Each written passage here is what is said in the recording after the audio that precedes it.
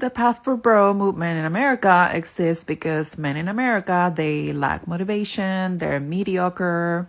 And women in America, I literally just saw a video of a guy that is stranded in the Dominican Republic and he's broke and he's asking people to cash app him money for his ticket back to the US. Because this men, they're broke in America and they go to another country where the value of the dollar is a lot higher, and they lie to these women and they pretend that they're wealthy men when they're not. Hello YouTube, it's your boy, the Passport Bro Wingman, coming at you again with another YouTube video. And the title of this video is called Passport Bros, You Are Mediocre and Broke. Stop lying to these foreign women, says fake sociologist. And basically, the clip you just saw was a woman who was critiquing the Passport Bros movement.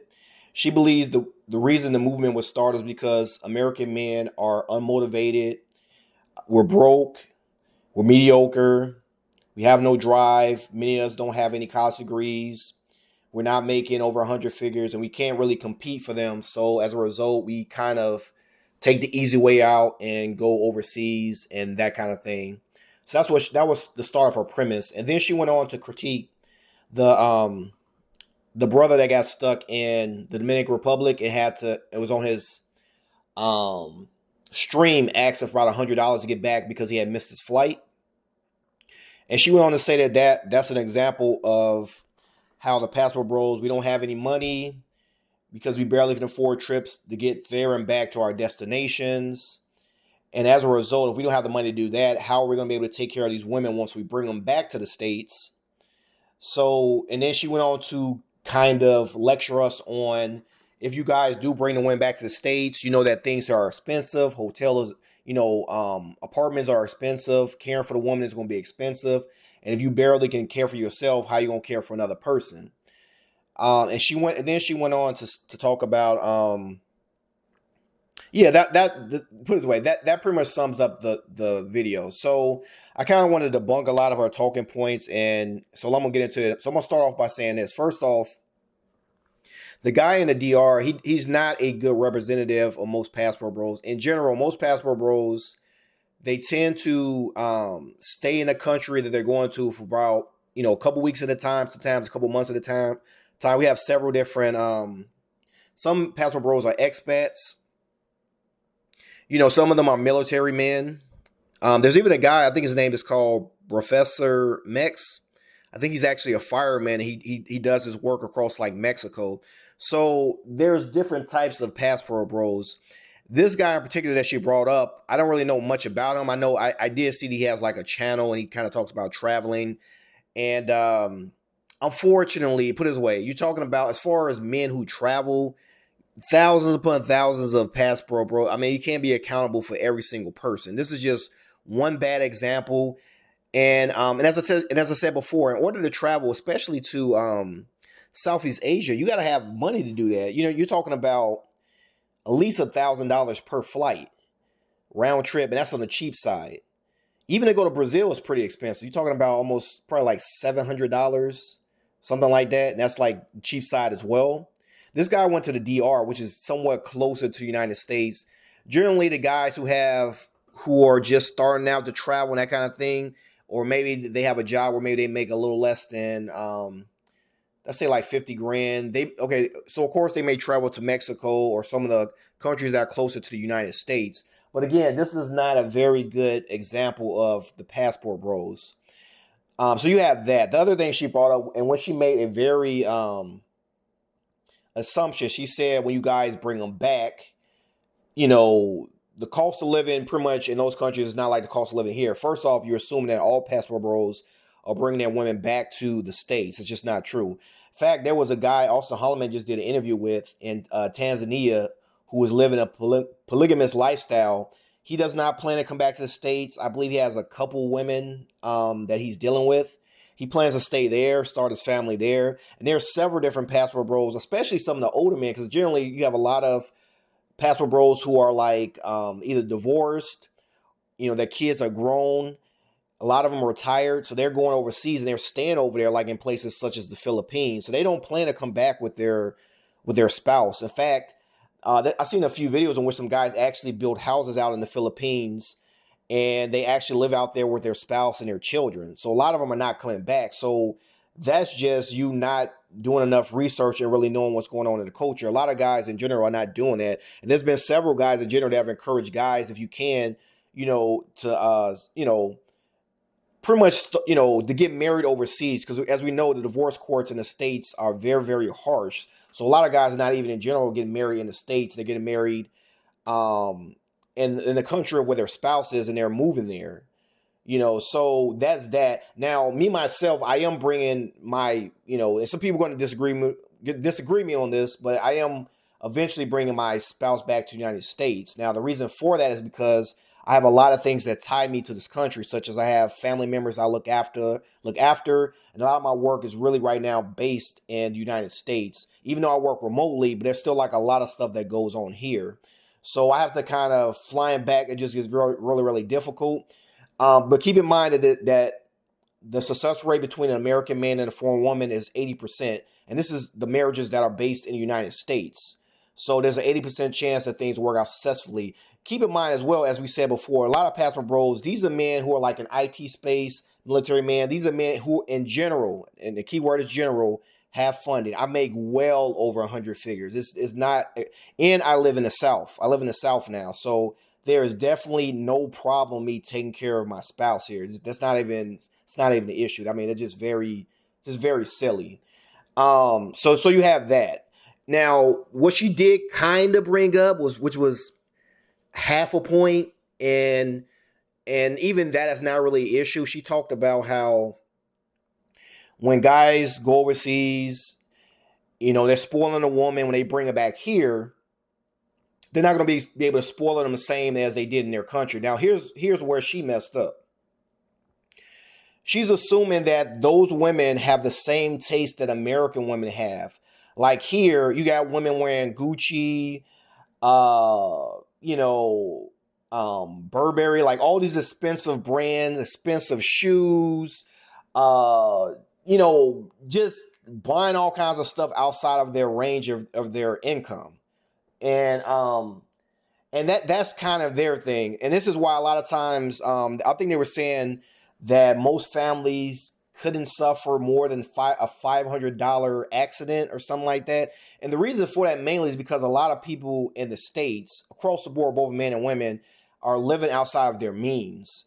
Buying cars they can't afford, huge debts, huge credit card debts. And unfortunately, they get themselves in a financial position where they're not able to really, live comfortably. I'll put it that way. So that's the issue. But again, she's assuming that the women, when they get over here, they're gonna want Gucci. They're gonna want to get you to drive the Mercedes Benz. And unfortunately, a lot of guys, because they, so starved of female attention, they're willing to do things here like buy themselves a bunch of Jordans, wear minks, expensive outfits, all kinds of stuff. Ice. I don't know if you guys remember like Iceberg, like very expensive clothing to try to impress some of the women here. And so unfortunately, a lot of guys wind up living outside their means. But the difference is whenever I go to Colombia, and one guy asked me about this as well. He asked about what would you wear. Now, some brothers have said that when they go down there, they like to wear a decent button-up shirt, that kind of thing. My whole thing is you can do that, just don't overdo it, because you draw too much attention to yourself. Most of the people there, they're not going to be wearing super expensive clothing. They're going to be wearing a lot of generic, non-brand type of clothing. Generally, when I'm there, I just have T-shirts. I have a bunch of T-shirts, some T-shirts, some jeans. I have my Adidas shoes. I would not bring Jordans down there, but to each his own. I wouldn't do it. Now, if I wanted to, if I go out on a date with a girl and I just want to look nice, maybe I wear and the brand is not that, it's not, like either a polo or like there's a company called Izod that I wear, Izod shirts, that kind of thing. Something like that was like nice little decent button up. I could wear something like that. But then generally when I'm walking around Colombia, basic T-shirt on, I'm dressing down. I'm not trying to draw attention to myself. I don't want everyone thinking I got money. Otherwise, you're going to have people begging you for money, hounding you for money, trying to, people looking for opportunities to steal from you. It just causes a big mess. But that being said, women in those countries, they're happy if you buy them a nice little, like a nice, nice no name type of dress. They have their own brands there. You get them a nice little dress. They're not worried about the brand. Some nice shoes. They're not really worried about that as well. You can even get them, some girls, they want you to get them like some Reeboks, that kind of thing. They're not expecting you to pull out and buy them $200 shoes, $300 shoes, $500 dress. They're not doing that. So what I'm trying to say is, when you do bring a woman back to the States, the reason it's not going to be the same is because that woman is used to enjoying the simple things in life. In many cases, because they don't have money, they invest in their family and friends. That's going to be of more value than necessarily the material things. Now, I'm not saying you want to live a bum or live in a look like you're living in a shack or something like that. But what I'm saying is, it doesn't have to be extremely polished. You know what I mean? You ain't got to pull up in a Benz. You ain't got to live in the Hamptons. You ain't got to live in the most expensive areas. As long as the area is, I would say, middle class, decent looking. Your car's not all breaking down. It could be, you can have a Honda Accord. It doesn't have to be anything special. Keep in mind, a lot of people in these countries, they don't have cars. I'm going to say that again. They do not have cars. Sometimes you'll see them riding bikes. So they're happy if you got a decent car. It's not falling apart. It looks decent. You're in a decent neighborhood. Again, sometimes they even have to have roommates. You have your own apartment. So yeah, your apartment is not in the fanciest neighborhood, but it's in a decent neighborhood. You got your own space. You got your own car. They're going to be very happy with that. I can assure you that. They're going to be very happy with you. Very happy with you.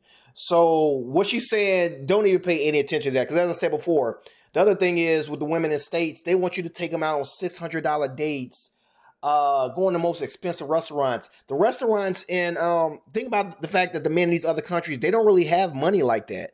So when they take a woman out, they take them to the little local spot, and our dollar's probably about it's a small, inexpensive meal. They're happy with that. They go on those type of dates with the guys all the times there. They want to marry those men, start families there. They don't have any problem with that. So what I'm saying is, when you come back to the States, you ain't got to take them you can take them out to a decent restaurant. You can go to nice little, like the steakhouse, nice, Red Lobster, nice little spot like that. You ain't got to go to no overexpensive, overpriced food spot. You ain't got to do it. And basically what I'm trying to say is, the woman she enjoys the simple stuff enough where you can live within your means. You're not stretched beyond your means, and you are the head of your household. So when you tell her, hey, we don't have the money right now to do this, we'll do it next month, she's maybe next week. She's definitely fine with that. She's not pressing you like the women here in the States. Oh, he can't pay this, he can't do this. Okay, I'm outbound. They don't do that.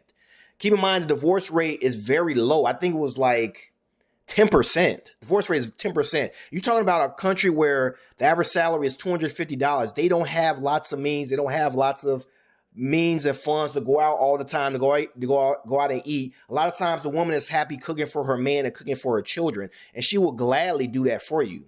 So don't listen to what this lady is talking about. I think I'm going to end the video at that. And so please, guys, like I said before, please hit the thumbs up. Let's get this video pushing out there. Please subscribe to my channel if you have not. Please hit the notification bell so you can know when my next video comes out. And until next time, this is your boy, the Passport Bro Wingman, signing off. Dear Passport Boys, dear Passport Bros, stop calling yourself Passport Boys and Passport Bros. Are you going to the Philippines to look for a Filipina queen or what? So stop calling yourself Passport Boys and Passport Bros. Start calling yourself Passport Kings. That's right, you are a Passport Kings.